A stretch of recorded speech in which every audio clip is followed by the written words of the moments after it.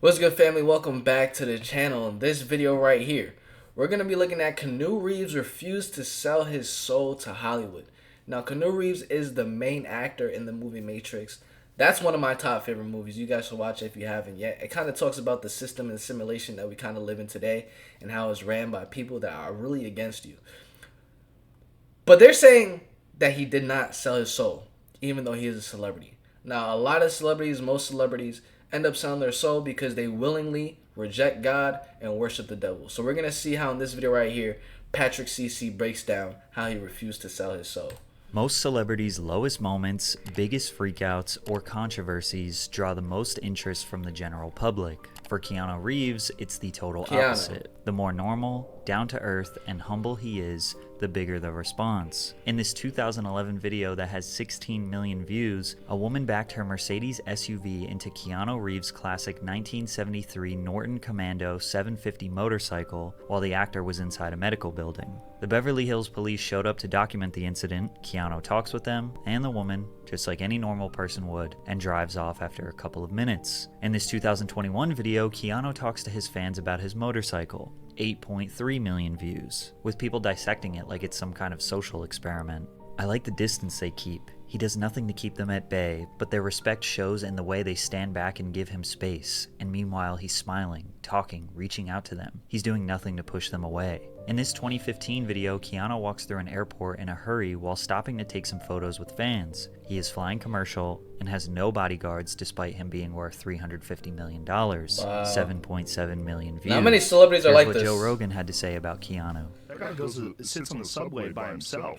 No, like, that's freaking awesome. Yeah, but there's no obvious outward displays of wealth from him. Yeah. I mean, he's insanely wealthy. Yeah. But when you see him, he's dressed like me. Yeah. He's got like a regular watch on, sneakers. He's normal as man. It's real weird. Some of you might think it's weird that people praise Keanu for having basic human decency, which goes to show you how Hollywood has lowered our expectations for celebrities immensely. But once you learn about Keanu's rough upbringing, as well as his over-the-top acts of generosity, you will understand why he has earned the title of the nicest man in Hollywood. Make sure you're drinking water.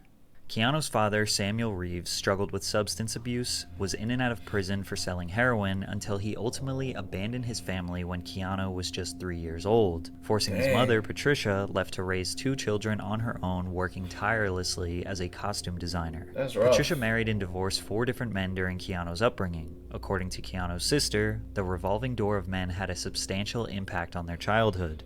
How we lived our lives depended on the man of the moment. Despite having numerous father figures growing up, the kids were on their own for the most part. Kim claims, "We never had anyone to play with us, to watch me riding horses or Keanu playing hockey." We all know that young men who grow up without stable father figures are more likely to grow up aggressive, angry, depressed, and often repeat the cycle of abandonment. Keanu was set up for failure from the very beginning. His teachers noticed a vague sadness that loomed above him like a dark cloud. He spent more than 5 years bouncing from one high school to another, including one where he got expelled because he was too rambunctious. Keanu thinks he talked too much and was not generally the most well-oiled machine in the school. I was just getting in their way, I guess. Keanu felt a strong disconnect from others. They made him feel unwelcome, which did not change when he arrived in Hollywood. Reeves' agents told him that his name was too ethnic. Now this was the mid-1980s, but it still seems like a silly thing to worry about. And although Keanu was justifiably annoyed about it, he actually took what they said into consideration and tried a different name, calling himself Casey or Casey Reeves. But whenever he had auditions and they called Casey, he wouldn't respond. Most people would not even consider changing their name, let alone actually giving it a shot. Keanu proved early on he was open-minded and easy to work with. He went back to using his real name and it had zero negative impact on his career. What did have an impact on his career were some of the roles he landed early on. The foundation for Hollywood's nice guy was built on him being casted as somewhat of a teen heartthrob.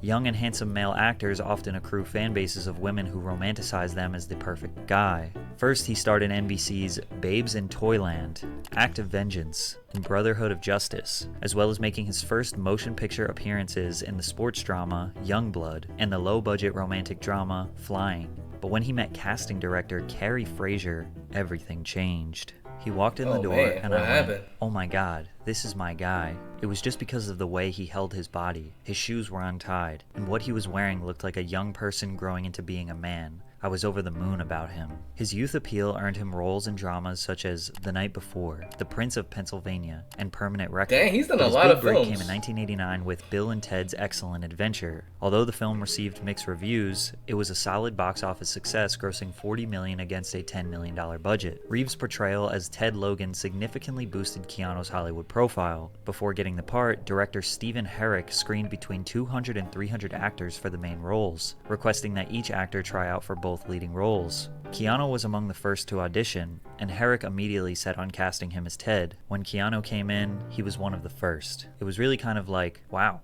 he's Ted, and there was sort of a lovable goofiness to him. But Keanu wasn't just acting as a lovable good guy, that was really him. He proved that in 1991, where his act of kindness changed a man's career. In the adventure film My Own Private Idaho, Keanu co-starred along River Phoenix as a street hustler. Before filming, director Gus Van Sant struggled conceptualizing actors for the two lead roles. He sent the script out to Keanu and River's agents, expecting them to reject it. Reeves' agent was open to the project, however, Phoenix's agent stopped reading the screenplay halfway down the first page, adamantly declining. Van Sant convinced Keanu to personally deliver the script to River Phoenix at his home in Florida since they were friends. Keanu did the director a massive favor, and over the 1990 Christmas holiday, he rode his motorcycle from his family home in Canada to the Phoenix family ranch in Macanopy, Florida, roughly a 2,100 kilometer or 1,300 mile ride. Crazy. After the long ride, River read the script and wanted the role that Keanu was casted as, but they convinced him to take the edgier role of the drug-addicted hustler Mike, which he accepted. The craziest part is, River ended up getting way more praise than Keanu in this film. Phoenix won Best Actor honors at the Venice Film Festival, the National Society of Film Critics, and the Independent Spirit Awards. Tragically, in 1993, following several days of binging on cocaine and heroin, 23-year-old River Phoenix passed away outside Hollywood's Viper Room nightclub, right in front of his brother, sister, and girlfriend.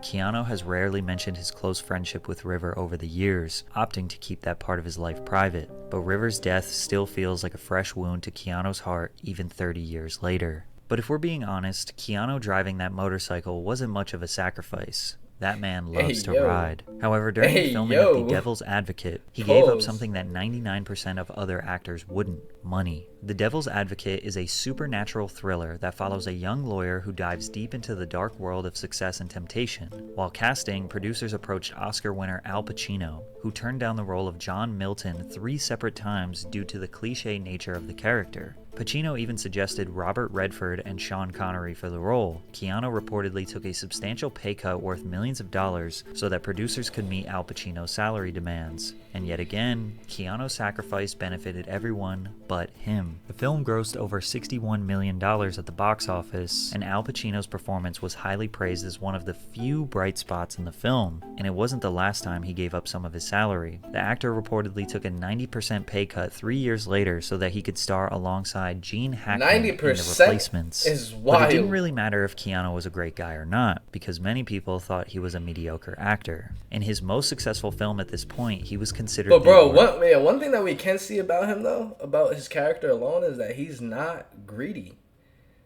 First performer. Bram Stoker's Dracula was the award-winning Gothic horror film where Reeves portrayed Jonathan Harker. The film was critically and commercially successful, grossing $82 million worldwide, surpassing Point Break as Keanu's highest-grossing film. Although the film was a success, many critics disagreed with Keanu's casting and considered his performance weak. Total film writer Josh Winning said that Keanu's work spoiled the movie. He mentioned it in a 2011 list of 50 performances that ruined movies. Keanu's attempt at an English accent has been considered one of the what type of hater would even publish an article like that? Worst accents in the history of recorded film. Yes, of course, sir. If I may inquire, what in fact happened to Mr. Renfield in Transylvania? But it doesn't stop there. In 1993, Keanu had a role in the Shakespearean-based romantic comedy Much Ado About Nothing. Despite receiving positive reviews, Reeves' casting once again garnered criticism, and he would be nominated for Worst Supporting Actor at the Golden Raspberry Awards. After 2 more lackluster drama films, Keanu's career was on life support. Luckily for him, something big was right around the corner. Speed, an action classic. Imagine getting nominated for the worst actor and getting an award. whose What? premise revolves around a bus that is rigged by a terrorist to explode if its speed falls below 50 miles per hour. In 1993, executives were looking for an actor to portray the protagonist, Officer Jack Traven. They considered Tom Cruise, Tom Hanks, Wesley Snipes, and Woody Harrelson, but landed on Keanu. Bro, And if there was a bus, that bus was hacked. That if it went below 50 miles per hour, it would explode. I would just take that joint up to like 75, 80, have everyone jump out that joint. After they jump down, I'm jumping out myself. You gotta do what you gotta do. You gotta do what you gotta do. Again, he had to make some major sacrifices for this role. The director, Jean de Bont, didn't want the character to have long hair, so Keanu shaved his head. But then the studio executives got so upset over his shaved head that they demanded he wear a wig. But this was the director's vision, so they trusted him. However, there were more problems. De Bont didn't think Reeves looked strong enough. The thing with Keanu is that he looks very boyish. I didn't want him to be like a kid, and he loves to be like a kid. Keanu was yet again dedicated to completing a director's vision. He spent 2 months filling out his frame and getting in shape for the role. He was nervous in the beginning, then he got addicted to the adrenaline. This was only Keanu's second action film, but the hard work paid off big time. The summer of 1994 saw the release of Speed, which grossed $350 million on a $30 million budget, becoming the 5th highest grossing film of 1994 and winning 2 Academy Awards. And if you needed another reason to know how little Keanu cares about money, he turned down a $12 million offer to star in Speed 2, Cruise Control. Despite the original being his most successful project to date at that point in his career, it wasn't against any of the artists that were involved in the project. But at the time, I'm sure we've all had this kind of feeling sometimes when things just don't feel right, and that's how I was feeling. Because of this decision, Keanu was blacklisted by 20th Century Fox for a decade. It was okay when he sacrificed his own money, but Hollywood executives will punish those that get in the way of making the millions. Unfortunately for them, the blacklist did not prevent Keanu from becoming a global superstar, because his next film was about to set him up for life. The Matrix depicts a dystopian future in which humanity is unknowingly trapped inside a simulated reality that intelligent machines have created to distract humans while using their bodies as an energy source. Keanu was not the producer's first choice. Will Smith declined because he thought the film was too ambitious. Nicolas Cage refused because he didn't want to film in Australia for that long. Brad Pitt declined to star in Fight Club. Good choice. Sandra Bullock felt that Neo should be a man and that she didn't fit, and even Johnny Depp declined, leaving them with Keanu, who felt lucky to be considered for this movie. In preparation for the role, Keanu spent several months enduring intense martial arts training, which was intense considering he was fighting a pretty serious injury. He had a bulging disc in his spine, which led to him having a 2-level fusion on his spine before training and getting a plate in his neck. He never told anyone because he wouldn't have been able to do the film, so he trained for The Matrix in a neck brace. Upon release, The Matrix opened to widespread acclaim from critics who praised its innovative visual effects, action sequences, cinematography, and entertainment value. It was a massive success at the Matrix box is a good office, movie, grossing over $460 million on a $63 million budget, becoming the highest grossing Warner Bros. Film of 1999 and the 4th highest grossing film of that year. Keanu reportedly made $14 million for his role before scoring an extra $49 million after the film because of the box office success. The Matrix is a classic, and although Keanu was a successful actor before, bro, I'm not gonna lie. 14 mil plus 49 mil. What is that? Like 100 and what is that? Like 64 million? About that. That's 64 million. Cash, cheese, butter, in his pocket. Man got bread.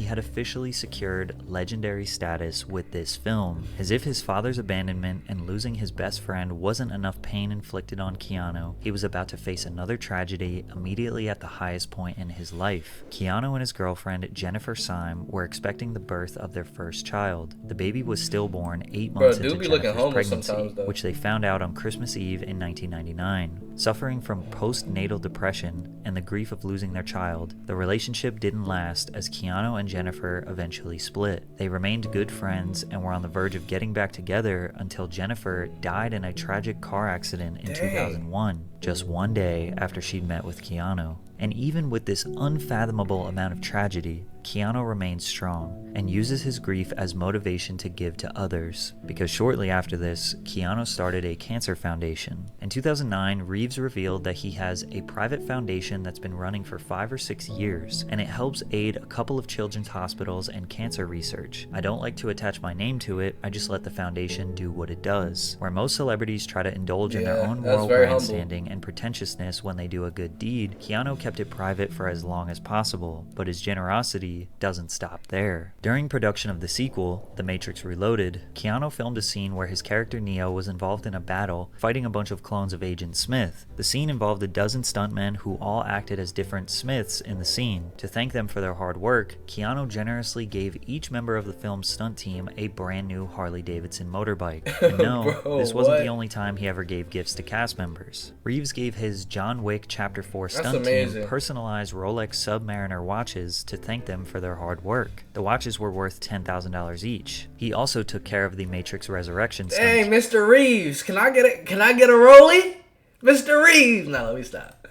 Booking them an all-expenses paid trip to the premiere. As a token of his appreciation, Reeves took care of the private jet travel and hotel accommodations, premiere tickets, and even organized a special post-premiere brunch for invitees, he made 64 mil off his last It was reported movie. by multiple news outlets that Keanu donated $31.5 million, or 70% of his Matrix money, to cancer research. However, the story is not true. Keanu Reeves did not donate 70% of his salary to charity, his publicist confirmed. The internet immediately ran with this narrative because anytime they can get an excuse to praise Keanu for his generosity, they will take it. And after all, it does seem like something he would do. Ironically, the gesture that got him the most praise and attention was by far the most simple and normal. In 2011, this video of Keanu on the New York City subway went viral. After noticing a woman carrying a hefty bag, he pointed to his seat and asked if she wanted to sit down. The woman accepted the offer, at which point Keanu got up to let her take the seat he was occupying. The video has more than 42 million views. Just the idea of him riding the subway instead of some limousine or having a personalized driver